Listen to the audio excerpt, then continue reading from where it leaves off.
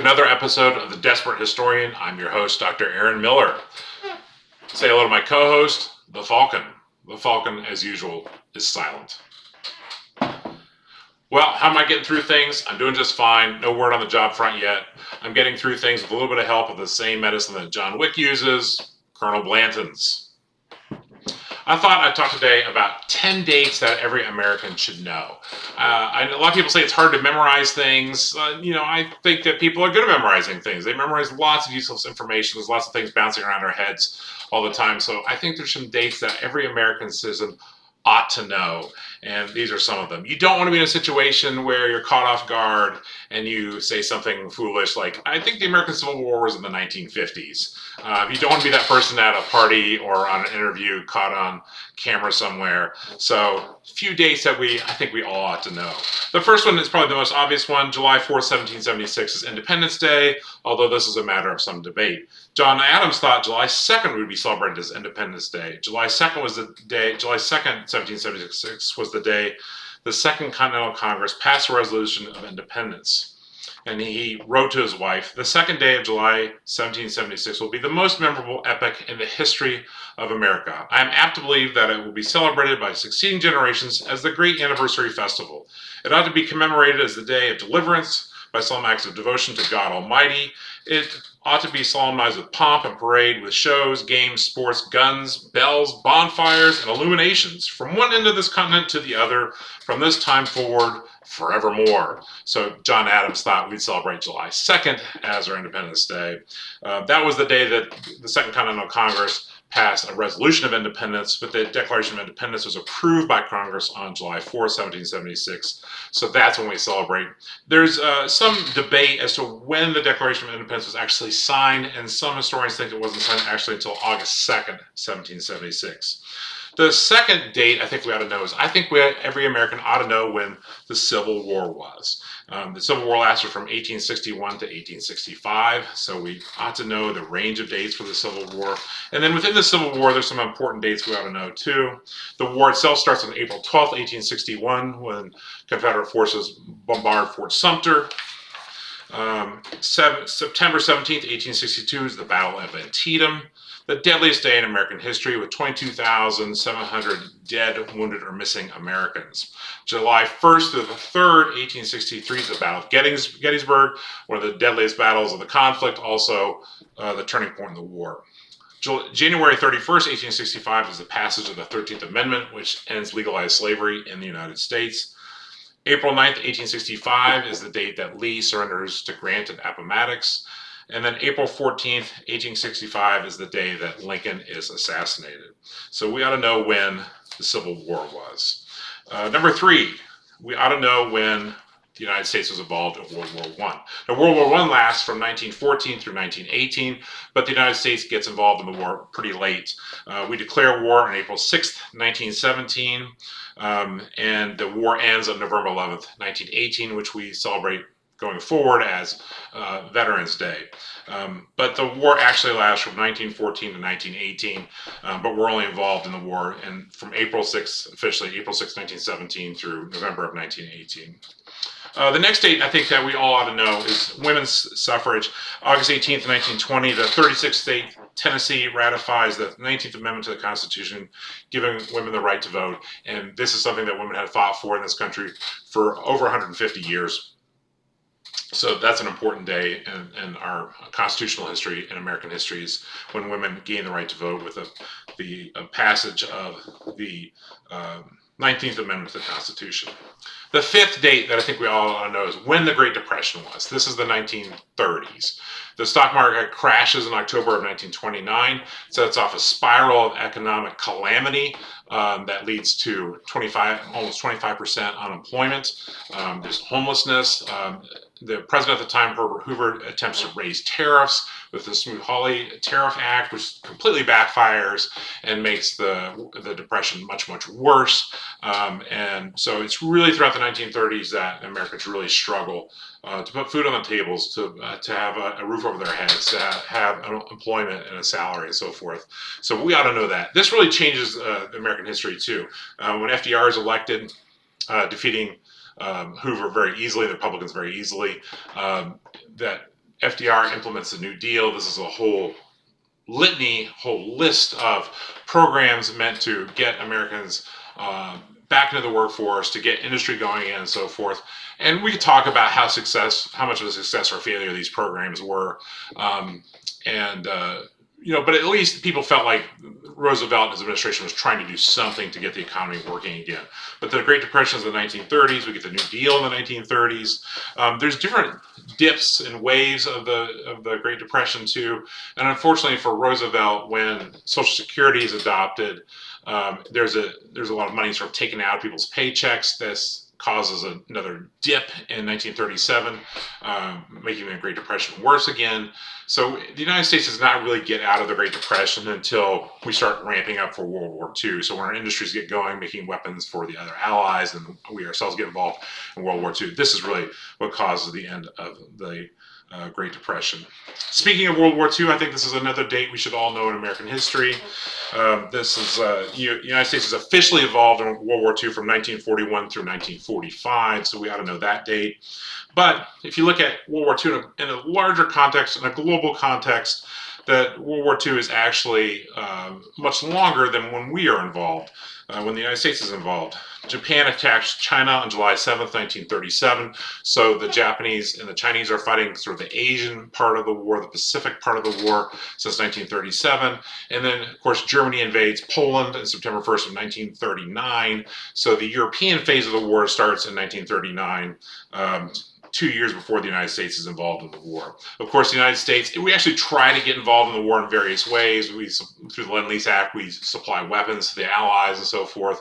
We're actually fighting with the German naval forces on the high seas before Pearl Harbor. So there's actually a shooting war that takes place. Americans are killed while they're escorting supplies to the Allies before Pearl Harbor. But our involvement really begins in force on December 7th, 1941, when the Japanese bombed Pearl Harbor. A couple of the other really important dates of our involvement with World War II include the Battle of Midway, which is June 4th through the 7th, 1942. This is really the turning point in the Pacific War.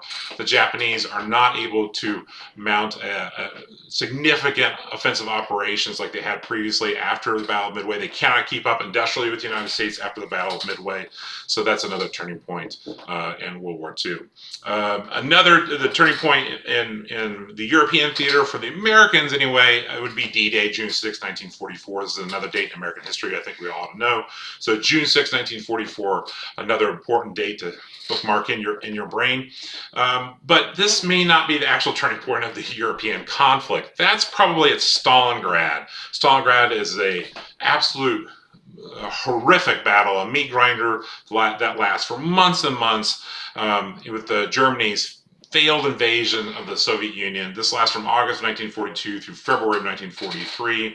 And then following that, a tremendous tank battle takes place on the Eastern Front in Europe from July to August of 1943. This is the Battle of Kursk. The Battle of Kursk taking place in the summer of 1943. This is really the turning point of the European theater, but the United States and the other Allies' invasion of France in June 6 of 1944. That's an important date in history, and it's another kind of turning point in World War II. FDR, who's leading the country during this time, as President of the United States, he passes away on April 12th of 1945. Victory in Europe Day is celebrated as May 8th, 1945. So this is when the war ends in Europe, so May 8th, 1945. Japanese continue to fight on, though, and we dropped the first nuclear bomb on Hiroshima on August 6th of 1945, and a second bomb on Nagasaki on April 9th of 1945. Japanese surrender a few days later on August 14th of 1945.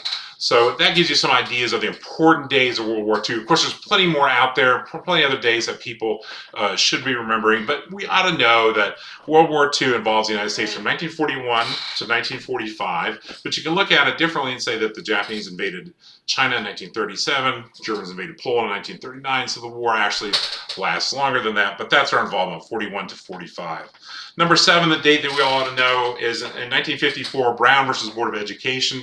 This is a Supreme Court decision that reversed Plessy versus Ferguson. Plessy versus Ferguson basically made racial segregation legal. So Brown versus Board of Education reversed that and made segregation illegal, saying that separate facilities are inherently unequal. So Brown versus Board of Education, important day in American civil rights history. Now, the eighth date I think we ought to know is kind of a bunch of different dates that take place within the turbulent 1960s. There's so many things going on in the 1960s, fascinating time in American history. Encourage you to read more about that. But we could start with talking about the March on Washington. This is the famous "I Have a Dream" speech by Martin Luther King Jr. This is August 28th of 1963 to bring attention to the plight of those fighting for civil rights in the United States. Of course, John F. Kennedy is assassinated on November 22nd, 1963, so just a few months later. That's an important date, I think, that a lot of people should know in American history. JFK is assassinated on November 22nd, 1963. And this is a date that a lot of people who are baby boomers remember this date. They know where they were. They know when they or how they heard the news that Kennedy had been assassinated. So that's an important date I think we should all have bookmarked in our brains, in the calendar in our brains. Of course, Martin Luther King Jr. himself was assassinated April 4th, 1968, so very violent, turbulent times in the 1960s.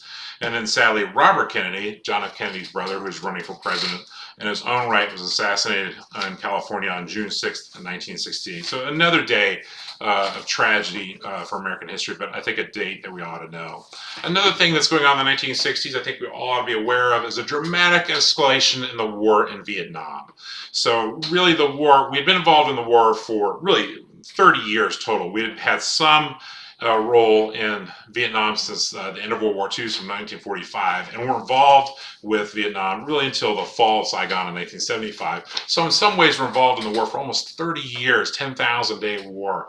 But the escalation of Vietnam really takes off in the late 1960s. 1968, we have over 500,000 soldiers in Vietnam. The death toll, the fighting really escalates, becomes much bloodier, and so forth. But that's in the late 1960s. But we ought to know as Americans when we were fighting in Vietnam, when the Tet was in 1968. We ought to know when sort of the worst of the Vietnam fighting was taking place.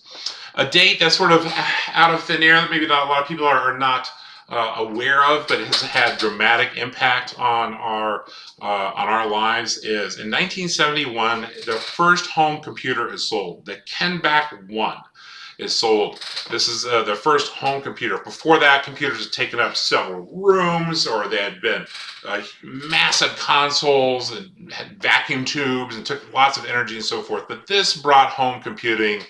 This brought computers to the home for the first time. And this is going to forever change our lives. I would not be able to do this right now without home computing, but computers keep getting faster, more accessible, cheaper, and so forth. And this is going to change technology in our lives, how we relate to one another, communications.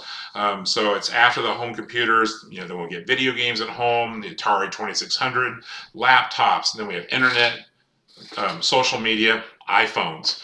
So really, 1971, first home computer sold. That's a big day in American history and world history. So that's number 9. The last day that I have for us is another solemn day in American history. This would be 9/11/2001. And although a lot of us remember this date very clearly, some people are younger, may not be aware of the significance of this date or what actually happened. But this is, again, one of the deadliest days in American history. Like Antietam or Pearl Harbor, a deadly day in American history. Those of us who are alive at the time that 9/11 happened can remember exactly where we were and what was happening when we heard the news or saw the TV coverage about the planes crashing into the World Trade Center. This forever changes American history. There's more public focus on terrorism and security. There's the passing of the Patriot Act, which some people debate is more restrictive of our rights. This also leads to wars in Afghanistan and Iraq, which cost thousands of lives. And we can debate about what those accomplishments of those wars actually were. So that date is also really significant. There's, of course, many other dates that we could debate about as being some of the most important dates in American history that we all as Americans ought to know. I encourage you to go ahead and put those down in the comments. What dates do you think I missed out on that we should have memorized in the back of our heads? But those are my 10 suggestions for dates that every American ought to know. Hey, if you like this content, like and subscribe, and I'll see you next time.